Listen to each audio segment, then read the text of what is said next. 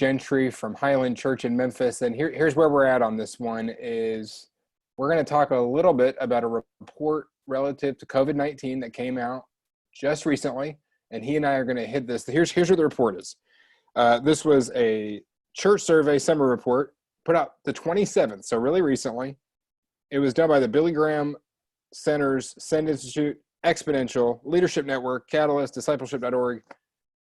And so ARC or ARC, whatever they call it. And so if you're in with the Renew movement, Bobby Harrington, some of this stuff, discipleship.org, this is all that kind of type of stuff. This is all this, it's a huge community of churches. And they just want to figure out kind of where people were on this. So they published this report. You can get it for free. Eric and I are just going to chew on this report together. 1,500 church leaders replied. So this is like statistically incredibly good. And they just basically want to find out how churches are coping. Eric, welcome. Thanks, Bob. Appreciate you having me, man. Yeah, we're just going to chew on this a little bit. A few of the big takeaways. Number one, pastors and church leaders reflect the uncertainty we are seeing in other sectors.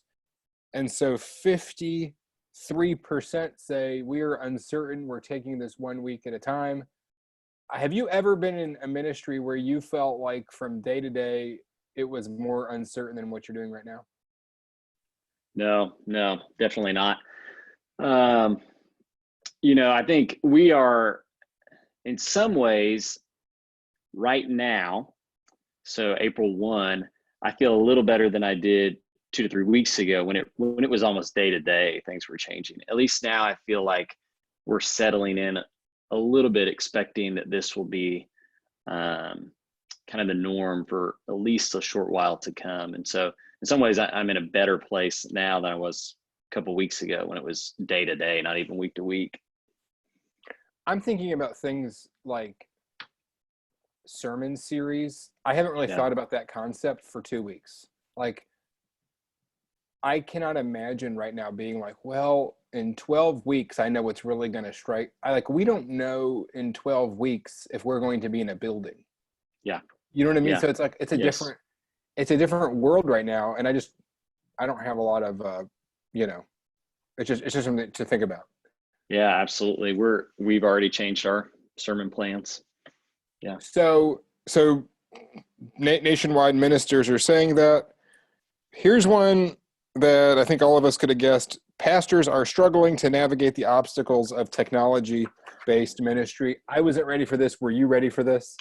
No, I mean, I'm kind of a Luddite. I'm not on social media or anything like that. So it was a significant change for me personally. I'm still not on social media. Fortunately, though, I've got a great team around me. And so some people who were ready got us up and running really quickly. So I'm thankful for them. But it's a major change for me, shift for me. I'm like you. Here's the shift. I think and social media is good and computer use or whatever, but that's not like social media, Twitter, Facebook, email, using your phone. We are the consumer and we get to play with things that were made to be we're the customer side. When we look at the shift we're making here, and I think is we had to go to the other side of the camera or the other side and think about getting in the guts of how to do all this so that people could watch church on their phone or participate. And I think that has been an enormous learning curve, just trying to think about from the inside, how do we create all that content? How do we create all of that? How do we think about people who don't access technology, don't have all this? That's a different experience than just having a Facebook account. That's right. I'm pretty interested to hear what's working for you all. I think we're going to get there in just a second when we go through this list. But you're right. I think we've tried some things already that we're recognizing have limitations and don't work, and we're constantly adjusting.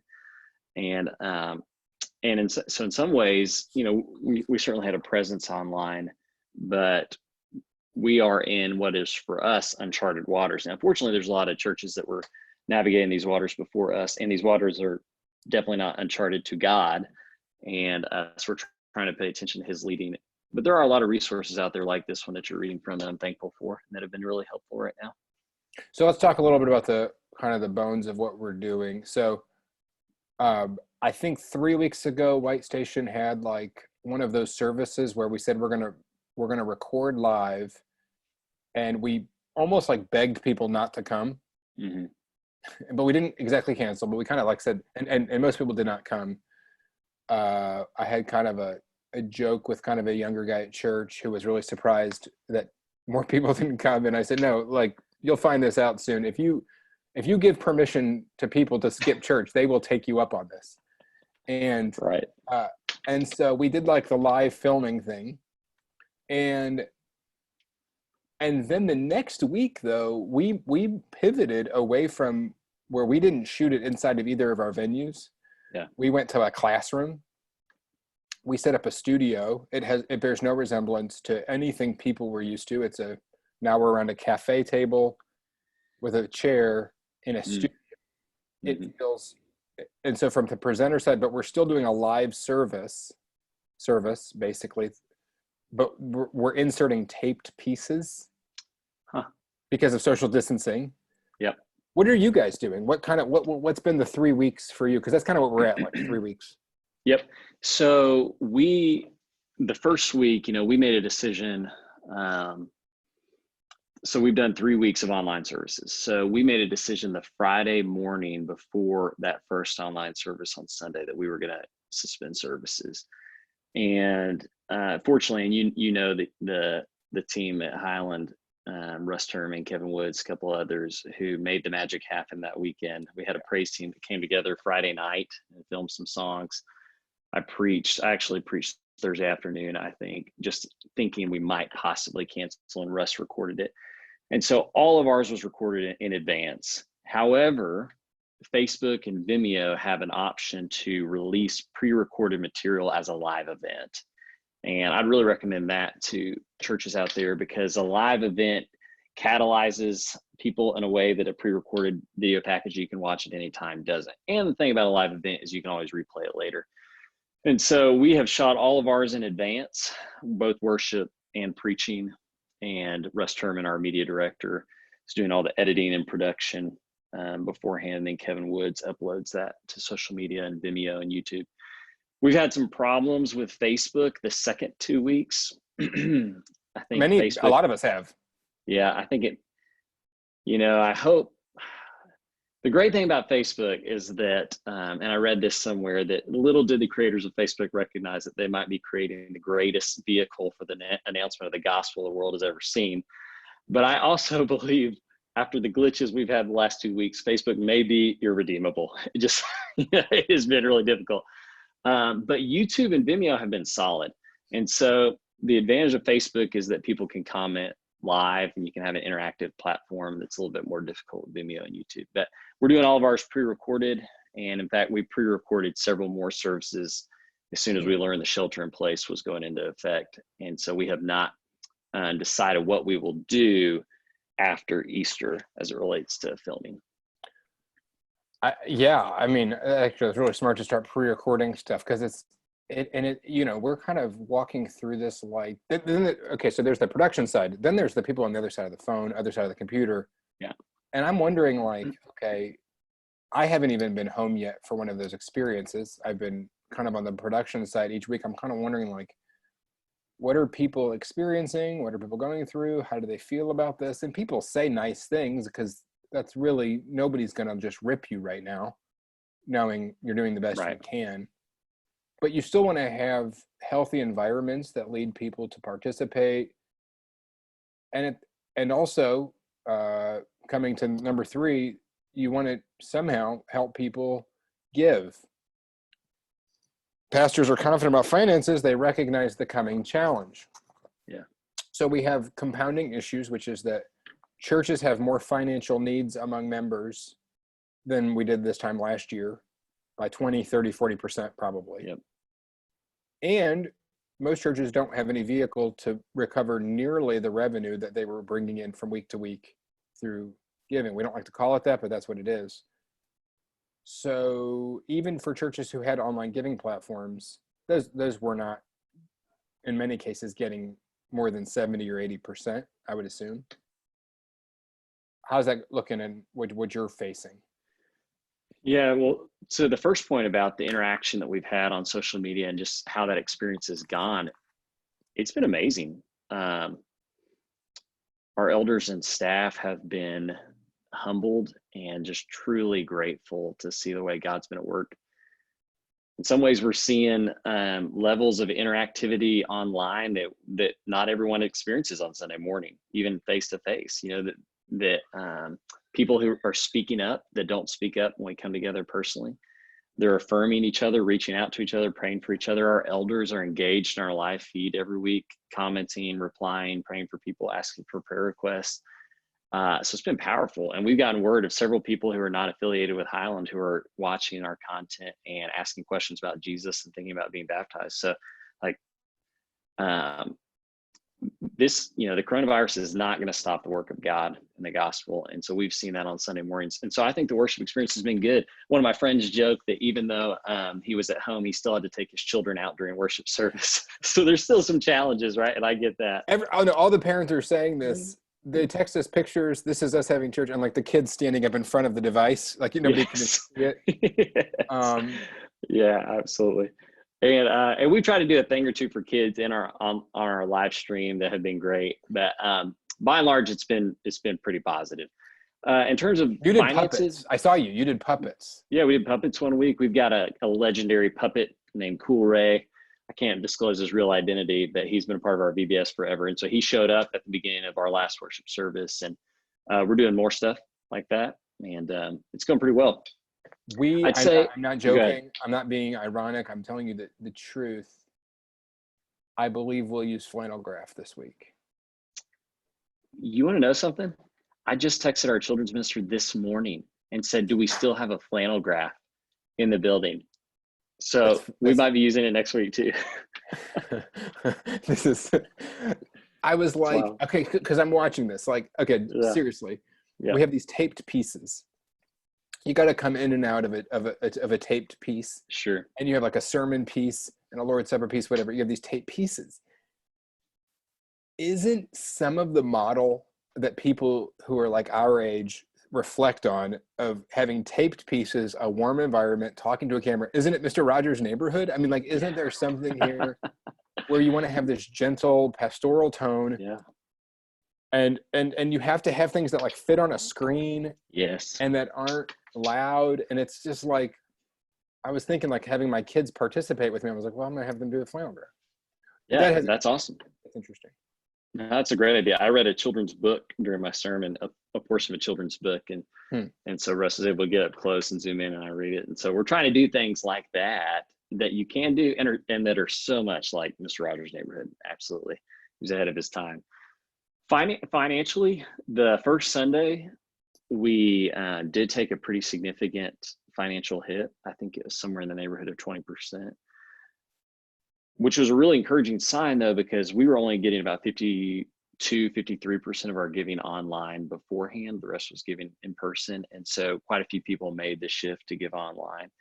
And in the last 2 weeks, we've actually met and exceeded budget. And so I think that is because we've got really generous people who are who believe in what we're doing and believe that in this moment we're trying to contribute to the spread of the gospel, and they believe in that, and so they're giving to help that.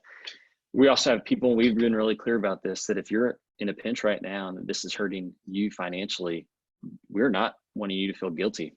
You know, it's okay.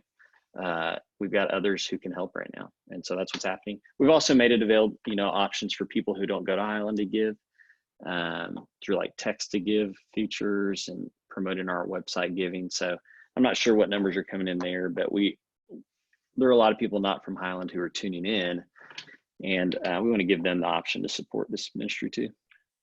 We did that too. You know, it's interesting in church, like we've been real reluctant over the years to like ask guests for money. Right. And I know there's all sorts of like attached stigmas with that, like with, you know, the presentations of the gospel, health and wealth and prosperity and stuff like that. We are so far past that. I mean, like we're so far past this. Does that make Right. sense? Oh, Uh, absolutely. I mean, just think about crowdfunding.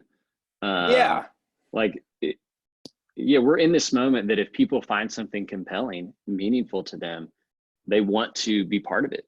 And one of the ways that you make that possible is giving. that's what we're appealing, saying if you're watching this, you're not for White Station. We really do. We want your money because at this particular moment, so much of our resources are going to go toward helping people who are out of work and in the service industry and who are hourly workers who have been Yep. furloughed. We're not paving the parking lot and Right. sending, you know what I mean? This isn't buying curriculum. So Yep. we're good. It's interesting that you said that. I wonder if churches are going to think more about this. If we really believe that we're doing the work of the kingdom of God in our communities, will we be as reluctant as we've been to ask anybody for money? I'm totally Yeah. comfortable asking for money. Yeah. Well said. Well said. And you're right. Like we are doing things on our end to cut expenses right now so that we're even better able to help people. Like there's not a lot of fluff in this moment. And there's something about a pandemic that helps you to clarify what's most necessary, most critical. So I'm thankful for the team that's working on that. But yeah, absolutely. I believe in what we're doing. And I hope that others do. And if they do, I want them to contribute. Tell me this, as you're thinking about, you mentioned preaching a second ago and trying to talk to people who are not at White Station. Have you noticed the nature of your preaching changing? Are y'all preaching for those? Are you preaching for those at White Station, or are you preaching for those who might be listening who aren't from White Station? You know what, I did find myself addressing in the beginning of it, at least, like we welcome all of you, especially those who aren't. I do think I'll tell you this, like there's a few of the things that we get trapped in church talk. One of them is like church humor. And humor doesn't work talking to a camera in a room by yourself. Yeah, no, it doesn't. So you're not going to be so true. And when you do church humor, you're like, well, I know I can get this crowd of people to laugh, but a lot of times that crowd is like Christian college graduates who are going to go to a Church of Christ anyway, and they know all the jokes. And Yes. does that make sense? It's that Oh, crowd. yeah. No, I think that when you're going out to a crowd of 7 billion, yeah, I think that we will change the content. And I haven't experienced that yet, but I'm in a co-preaching thing, so I Right. actually haven't done 2 of the 3 Sundays. Yep. But I definitely think a broad appeal to a broad need is what our preaching will look like. It's like we're all in this together. It would be strange to be like really particular at this moment and just talk to our people like, well, we have this small group of people and we're going to raise this small group of money and we're going to do this small thing. That would be kind of weird right now. Right. Yeah, I find myself, sorry about that. I find myself being drawn to, like, I'm acknowledging coronavirus in every sermon and the effect it's having on our people, on our community, on Memphis, our nation, absolutely. But I am not finding myself wanting to just preach about coronavirus. Like in this moment, as I'm seeing what God's doing with this online platform, I'm finding like this compelling desire to drill down into what is essential about the faith. Like think about the timing of this with like Good Friday. We could talk about Lent, the cross, heading into Easter, the resurrection. I'm going to go right into the ascension of Jesus and what that means for us. And that's totally different than we would have done otherwise. I mean, would have done Easter for sure. But like, I'm drilling down into what Jesus means for the sake of the world right now, in the hopes that somebody's listening. And the reality is like that essential stuff is the most pastoral healing material in Scripture. I mean, like that's what they want to hear, is that Jesus is ascended and Lord over all. Like the coronavirus is not going to have the last word because of that. Like that speaks to the moment that we're in. And I feel like there's some folks who probably feel this tendency to just be like, you're scared, let's talk about fear. You're hurting, let's talk about hurting. And those are all good things. But man, like don't overlook Jesus right now at Good Friday, Easter, Ascension. Like, man, this is such an awesome moment for the gospel. So I just want to encourage people not to overlook that. That's a great point. I'm gonna think a lot about that, because I mean that's a good word right now. And I do know I was involved last week. We have like 25 pre-recorded praise team songs, so we can Oh, that's select awesome. from. They asked me Yeah. to select. I'm not very good at this, and I did look through the list, and it was like, in some moments you're like, hey, let's try out a new one, or hey, this is, and I'm like, oh, like we're gonna sing Blessed Assurance, and That's good. does that make sense? Like we're Oh, gonna yeah. sing this song, and we never sing it, and ever, and it's recorded, and yes, we're gonna sing it, and we might sing it every week. And it is interesting that, like, I was also, not to be like, two grouchy men in the balcony of the Muppets, but like, I don't know if my daughters know this song. You know what I mean? It was like, oh, what, like, that's kind of, you were talking about like the basics of the faith, but I'm like, I'm not trying to get grouchy, but is it weird that my 10-year-old doesn't know Blessed Assurance? Like, I don't know. I don't know how I feel about this. Maybe it's not a big deal. Maybe it is. I don't know. Anyway. That was I preached at a little church outside of Abilene, Texas for 3 years. The best people in the world were out there. We sang Blessed Assurance about every other Sunday. That was like a go-to there. One of the classics. So good. So good. But it does tell the story of the gospel. And it does. It is, but it's like, we have to be one church and unified, and kind of, I'm thinking about this. Like, we have senior members who are like going to church on a computer. Yeah. And I'm like, guys, let's give them some of their songs. I mean, you know what I mean? It's like, right. this is a crazy experience. Oh, that's so true. Someone who was born before a computer was even imagined, and now they're stuck in their house going to church on a computer, has got to be a surreal, disorienting experience. Yeah. Yes, and we do know that, this is one of the things that's come up just in terms of practically, that we certainly have some people who probably have a challenge viewing our online content. And so one of the things we've done the last few weeks is begin producing DVDs as well that we'll mail those people if they'll let us know. I love it. But I know the grandparents in our family are on the phone as much or more than we are. So there's a lot that can handle it. So. No, I have like this thought. I don't know. I think that like once they hit 80, Facebook becomes like really easy or something. Because I've looked at some of the people on there, like, yeah, all right, absolutely. Hey, speaking, okay, so we're talking about what we're doing. Let's see what the big innovations are. It says, we ask pastors and church leaders to respond with innovative strategies or platforms they are using. One of them we've talked to, which is that they're doing daily Facebook Live, Zoom, devotionals, Q&A. The subject is usually fear, God's sovereignty, love, or evangelism. I think the Q&A is interesting. The rest of it is fine. I think we all that's kind of like low-hanging fruit. Yep. Probably people have more content on Facebook right now than they actually need, because they can watch every church is everything. And so it probably will get flooded. Small groups gathering in person to watch sermons only where this is still allowed by government orders. This one's probably out for us. We're really, our church is trying to model social distancing. Mm-hmm. I think we are having small groups gather in their cars and sit around in circles. Yeah. So that's small groups using platforms to gather for discussion, prayer, Zoom, Facebook, Microsoft Teams. We're getting great reports on those, by the way. Like, I'm sure y'all are too, but there's a lot of people who are just loving those Zoom gatherings, and we're noticing our attendance is better on our Zoom gatherings than our in-person gatherings, like, and I think part of that's this moment that people are craving interaction.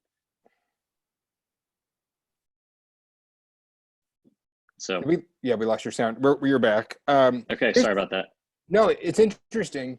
So there's like two dynamics that are worth discussing here. One of them is that most of the things that people have become too busy with are out of the way. So that's a distraction.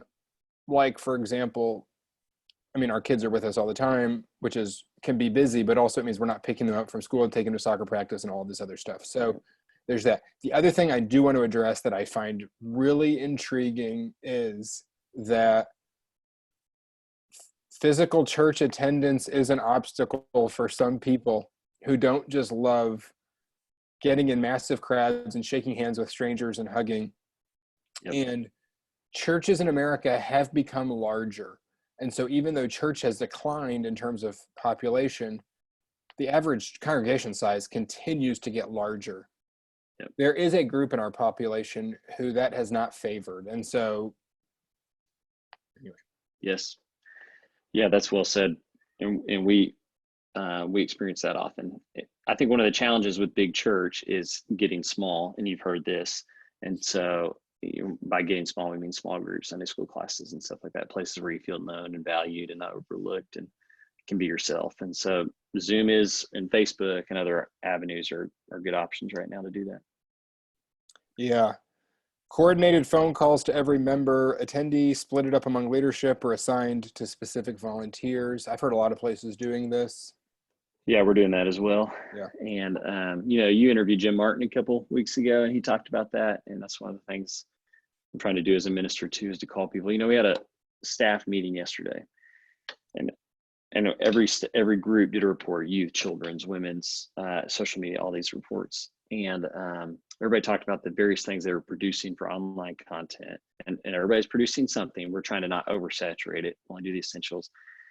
But every person testified that the most meaningful thing they had done that week was some kind of one-on-one conversation, whether it was on Zoom or a phone call. And like in this moment, I think this is such a helpful moment in clarifying that we don't minister to programs, we minister to people. And that's just like, it's like, as all the programs have been stripped away from us, we realize, oh, that's actually what's meaningful. So that's been good for us. It's so interesting that really the major thing we lost is our calendar. Yeah. It just feels for me like we lost our calendar. We didn't lose our time. Wow. But we did lose our calendar. Yep. And like Churches of Christ love the weekly calendar. We're not liturgical calendar people. Sure. But for us, attendance is sacramental. It's baptism, Lord's Supper, and church attendance. Yep. Mm-hmm. And we took that from people, but we're finding ways to do something. Here we go. Launched a website aimed at caring for the community, COVID Care 757, which is the area code. So we could have COVID Care 901. That's pretty ambitious. Introduced a 21-day plan of scripture, group devotions, and worship at specific times. These are the same thing of creating small groups within the group.